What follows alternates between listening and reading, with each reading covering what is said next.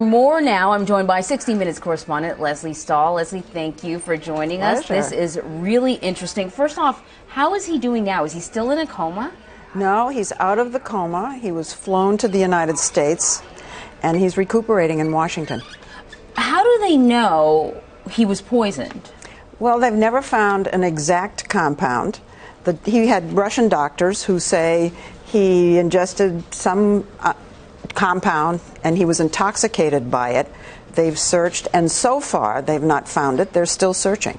Really? They being labs that are doing toxicology tests. I guess because there are, thousands, probably millions of things that could poison us, and it's probably pretty difficult to pin down, I suppose. Well, we discovered, WikiLeaks revealed a CIA document that talked about a Russian laboratory from the 1930s, so in Soviet times, that was there just to study undetectable compounds. And there is a history of people being poisoned, Russians being poisoned. And when they do find the compound, it's usually serendipitous.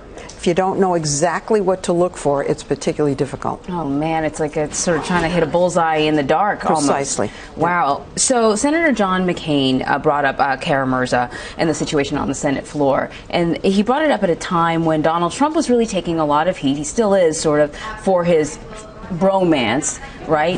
And that he's having with Vladimir Putin. And it was also around the time where he did that interview with Fox News where, he said, I really respect the guy, and killer, there a lot of people are killers, and people were just sort of outraged. I'm wondering if the situation with Kara-Murza plays a role at all in terms of the diplomatic, whether he has any influence in diplomatic circles, if he comes up in these conversations. Well, he was in Washington for many years. He was a television reporter, a Russian television network. So a lot of the people in Washington know him personally.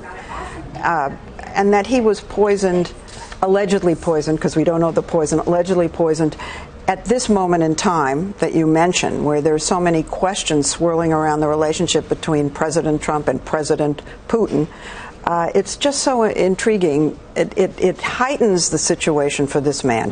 And there have been several members of the Congress, both Republicans and Democrats, who mentioned the poisoning. There are 2 poisonings. And there's been a little bit of pressure on President Trump to speak out about this, but he hasn't so far. Kara-Murza, he did not sort of lay down after the first poisoning. Not at all. And in fact, it was kind of shocking and disturbing to his family that he decided to go back after he was poisoned and continue his pro-democracy organizing. He's a big activist. He's a leader, one of the leaders of the opposition. And he goes around the country trying to get candidates, opposition candidates, to run for office in Russia and to compete with the people around Putin. He was begged not to go back. I asked him, does he know how he was poisoned? Because he believes deeply that he was. Right. And so does almost everybody around him. He says, I travel all over the country. I'm in cafes. I'm in restaurants. I have no idea. I don't know what I may have eaten, had to drink. I don't know. Was he scared at the time when you spoke to him? No. He was defiant. Wow. Lesley Stahl, thank you so much for coming by. Pleasure.